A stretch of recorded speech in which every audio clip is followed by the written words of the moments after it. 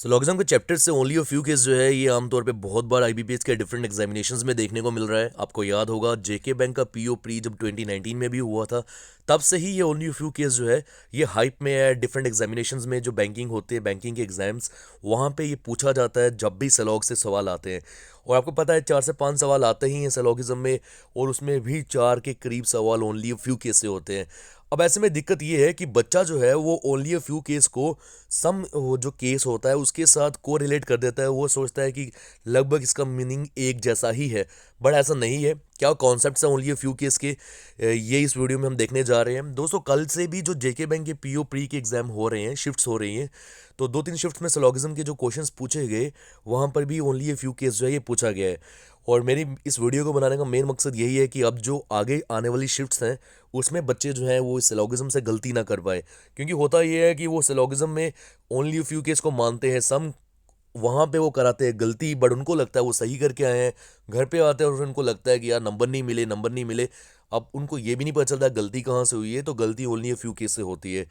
तो इस वीडियो में हम ये देखने जा रहे हैं क्या मेन कॉन्सेप्ट हैं ओनली फ्यू केस के, किस तरह से हमने जो कंक्लूजन्स हैं अगर वो ओनली फ्यू केस पे पूछे जाते हैं उनको सॉल्व करना है। क्या हमारे फिगर डायग्राम होनी चाहिए, क्या डिफरेंस होना चाहिए ओनली फ्यू केस का सम वाले केस के साथ। तो यही सब इस वीडियो में हम देखने वाले हैं। दोस्तों, मेरा नाम है पंकिल कपूर, आप सब देख रहे हैं विंग्स एक उड़ान। आप लीजिए स्क्रीनशॉट, जरूरत नहीं है। चलो ऐसे शुरू करते हैं।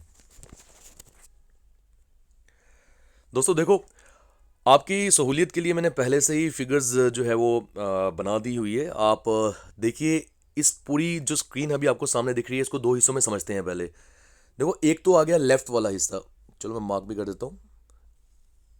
तो एक आ गया लेफ्ट वाला हिस्सा जहाँ पे क्या बोला जा रहा है only a few A are B, और एक राइट पे आ गया जहाँ बोल रहा है कि सम ए आर बी। तो पहले सम ए और बी समझ लेते हैं। आपको याद होगा आप ऐसे ही फिगर बनाते हो सम ए और बी की, मतलब कुछ पोर्शन ए का जो है वो बी है। अब वो कौन सा कुछ पोर्शन है, वो पोर्शन है यही वाला पोर्शन ए का जो है वो बी है।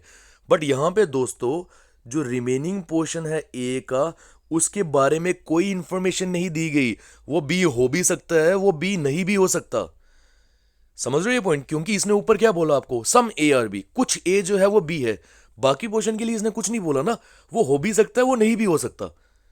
क्योंकि इसी सम ए और बी की फिगर जो है वो हम डिफरेंट भी बना सकते हैं। एक ऐसे फिगर बना ले जिसमें हमने, चलो मैं आपको बना के बताता हूँ। ये मैंने ए लिया, ठीक है, और मैंने ये बी ले लिया, चलो ठीक है। अब इसमें ये लीजिए पूरा आ गया। अब इसमें क्या है, सारा ए बी के अंदर आ गया। अगर सारा ए बी के अंदर आया है तो कुछ सम ए भी तो बी के अंदर आया ही है ना। तो यहां पर भी तो ये चीज सही होगी। बट ऐसी डायग्राम कभी नहीं बनाएंगे, क्यों? क्योंकि इसमें ऑल ए इज बी जो है वो भी सही हो गया। हालांकि ऑल ए इज बी ऊपर स्टेटमेंट में तो नहीं बोला हुआ। समझ रहे हो ये पॉइंट? तो अब हमें ये समझ आ गया कि सम ए और बी का मीनिंग क्या होता है, कि कुछ ए बी है। अब वो कुछ कौन से, मैं वापस से एक बार रिपीट करता हूं, ये वाले। और जो ये वाला बाकी ए है, इसके बारे में हमें कोई इंफॉर्मेशन नहीं है। बी हो भी सकता है, नहीं भी हो सकता। That's why I have written below remaining portion of A can be and it can not be too. अब आते हैं लेफ्ट पे, इसे समझते हैं। ये जो ओनली अ फ्यू ए और बी वाला केस है, इसका मीनिंग क्या हो गया? देखो, अगर तो दोस्तों सिर्फ लिखा होता फ्यू ए और बी, फ्यू ए और बी मतलब ये चीज नहीं लिखी होती, तो सिंपल उसका मतलब या उसका मीनिंग वही होता सम ए आर बी। फ्यू का मीनिंग ये होता है कुछ ए बी है, तो तब आप फिगर वही बनाते हैं जो राइट साइड में बना रहे हो। कोई अंतर नहीं आता, एक ही चीज़ें होती है दोनों। बट क्योंकि only a few A are B लिखा है, तो अब इसको समझते हैं क्या मीनिंग हुआ। इट मीन्स कि सिर्फ कुछ ए जो है वो बी है, यही जो मैंने रेड से मार्क किया। मगर ये जो रिमेनिंग पोर्शन है ना ए का, ये बी नहीं है। इट मीन्स यहां हमें क्लैरिटी मिली है कि remaining portion of A is not be. मैंने नीचे लिखा भी है, remaining portion of A can never be या इट इज नॉट बी। तो क्लियर हो गया ये। अब दोनों में डिफरेंस क्या आ गया, सम ए और बी और ओनली ए फ्यू ए और बी में, कि सम ए और बी में जो रिमेनिंग पोर्शन होता है ए का, उसके बारे में हमें जानकारी नहीं होती। वो बी हो भी सकता है, नहीं भी हो सकता।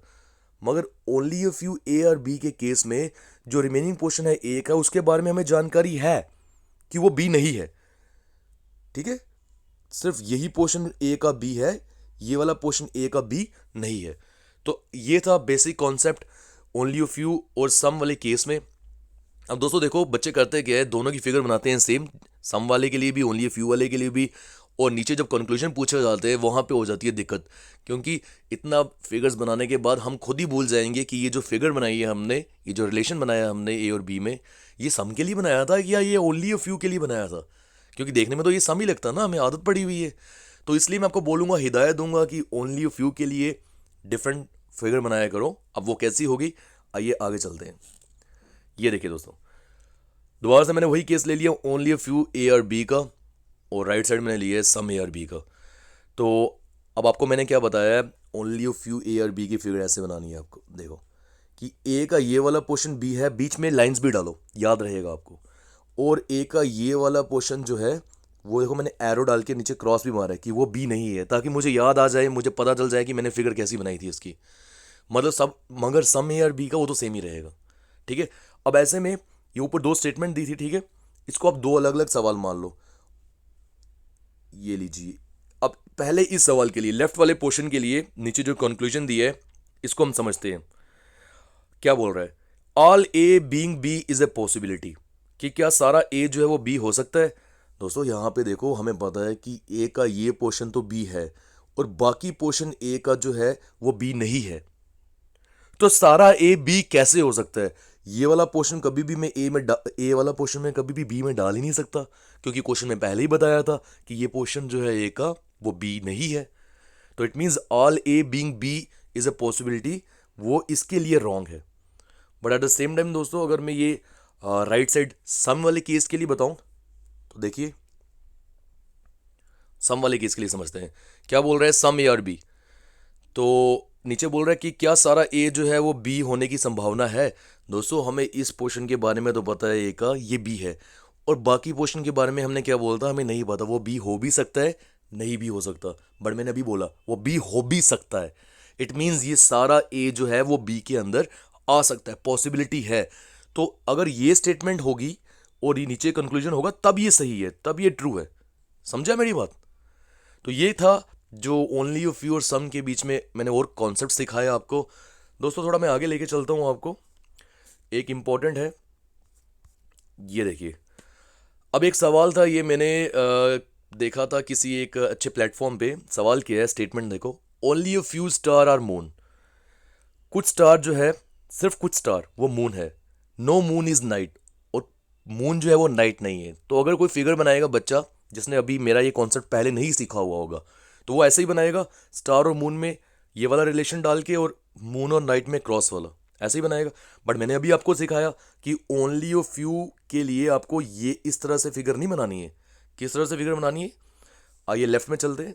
ये देखिए, ठीक है, यही सेम, यही क्वेश्चन है, ये क्वेश्चन सेम है, बस मैंने फिगर आपको सही बताई कि आपको ऐसे बनानी है। तो अब आपको फिगर क्लियर हो गई है। कंक्लूजन्स पे आते हैं। पहला बोल रहे हैं, all star being moon is a possibility, कि क्या सारा स्टार मून हो सकता है। अभी जो मैंने पीछे सवाल करवाया आपको ए और बी वाला, वैसा ही ये सवाल है। हमें पता है कि only a few star are moon, यही वाला पोर्शन मून है, स्टार का यही वाला पोर्शन मून है, और बाकी के बारे में हमें पता है कि वो मून नहीं है। तो फिर सारा स्टार मून में कैसे आ सकता है, पॉसिबल ही नहीं है। It means first conclusion is wrong. ठीक। सेकंड पे आ जाते हैं। सेकंड बोल रहा है, all star being night is a possibility, कि क्या सारा स्टार जो है वो नाइट हो सकता है। तो दोस्तों यहां पर भी देखो, हमें पता है कि सारा मून नाइट नहीं हो सकता। तो जब आप इस स्टार को ये वाला पूरा स्टार जो है, जस्ट अ सेकेंड, ये इस स्टार को नाइट में डालने की कोशिश करोगे, तो होगा क्या, ये वाला पोर्शन भी तो नाइट में जाएगा, बट ये नाइट में नहीं जाना चाहिए, क्योंकि ये तो मून का पोर्शन है। तो इट मीन्स सेकंड पॉसिबिलिटी जो है वो भी रॉन्ग होगी, फर्स्ट भी रॉन्ग थी, सेकंड भी रॉन्ग होगी। ठीक है दोस्तों, समझ आ रहा है। अब आगे चलते हैं। देखो मैंने आपके लिए एक सवाल और लिया है, ये पॉसिबिलिटी का केस है। आपने वीडियो के थंबनेल में देखा होगा, मैंने पॉसिबिलिटी के बारे में भी बोला था। आपको कुछ मैं यहाँ पे इंपॉर्टेंट पॉइंट बताता हूँ। जब भी पॉसिबिलिटी का सवाल आए, आपको करना क्या है, जो भी वो पॉसिबिलिटी बोल रहा है, आपको वो डाल के देखनी है कि वो हो सकता है क्या, वो पॉसिबल है क्या। मिसाल के तौर पे देखो, स्टेटमेंट दी है सम ए आर बी, मैंने नीचे फिगर बनाई, नो बी इज सी, मैंने नीचे फिगर बनाई। कंक्लूजन में क्या बोल रहा है, all A being C is a possibility, कि क्या सारा ए जो है वो सी में आ सकता है, यही मतलब हुआ ना। तो देखो, देखो ये हो गया सारा ए। जब इस पूरे ए को मैं सी में इसमें डालने की कोशिश करूंगा तो आपको ये समझ आना चाहिए ये जो पोर्शन है ये वाला, ये पोर्शन भी तो सी में जाएगा, मगर ये वाला पोर्शन सी में नहीं जाना चाहिए। क्यों नहीं जाना चाहिए? Because no B is C. It means मुझे ये पोर्शन जो है ये मुझे रुकावट डाल रहा है सी में जाने से, इसीलिए पहला जो पॉसिबिलिटी है वो रॉन्ग हो गया। But at the same time जब वो दूसरा बोल रहा है all C being A is a possibility, तो बच्चे सोचते हैं इसको भी ये भी गलत है। नहीं, ये गलत नहीं है दोस्तों, बिल्कुल गलत नहीं है। बोला क्या सारा सी ए में आ सकता है? तो दोस्तों ये है सी, इस सी को मैंने ए में डालना है, ठीक है, इसमें डालना है। ठीक है, आपकी बात सही है कि ये जो पोर्शन है यहां पे नहीं आना चाहिए सी, क्योंकि बी और सी में नो रिलेशन है। बट मैं इस सी को उठा के क्या इस पोर्शन में नहीं डाल सकता? ये वाला पोर्शन यहां तो मैं सी को डाल सकता हूं ना। रिपीट करता हूं, इस पूरे सी को उठा के मैं यहां तो डाल सकता हूं। अब कुछ बच्चे सोचेंगे सर ये सी बहुत बड़ा है, ये ए वाले में कैसे आएगा इतनी सी कम जगह में? तो दोस्तों ये खुद ही बनाया आपने, सी इतना बड़ा खुद बनाया, इसको छोटा बना लो, उसमें क्या क्रश कर लो। तो मैं इसको यहाँ पे डाल सकता हूँ, मुझे कोई रोक नहीं रहा। इट मीन सेकंड पॉसिबिलिटी सही है, पहली पॉसिबिलिटी रॉन्ग थी। तो इस तरह से पॉसिबिलिटी के केसेस को आपने समझना होता है। मैं आपको एक हिदायत दे देता हूँ। देखो पॉसिबिलिटी के केसेस में जब रुकावट कब आती, ऐसे आमतौर पे हर एक पॉसिबिलिटी सही ही होगी जब तक ऊपर स्टेटमेंट में कुछ नेगेटिव ना दिया हो, क्योंकि रुकावट तो हमें वो लाएगा ना जब नेगेटिव दिया होगा कुछ। समझ रहे हो? तो पॉसिबिलिटी अगर कभी भी आप स्टेटमेंट में नेगेटिव देख रहे हो, नीचे पॉसिबिलिटी वाले क्वेश्चंस आ रहे हैं, ध्यान से इस तरह से फिगर बना के समझा करो। और ऐसे डिटेल में पॉसिबिलिटी में आपको जरूर समझाऊंगा बैंकिंग एसोसिएट के लिए। अभी फिलहाल के लिए मेरा मेन फोकस था आप ओनली अ फ्यू को गलत ना कर दो। आई होप अब आपको क्लियर हो गया होगा। दोस्तों मिलते हैं नेक्स्ट सेशन में। शुक्रिया।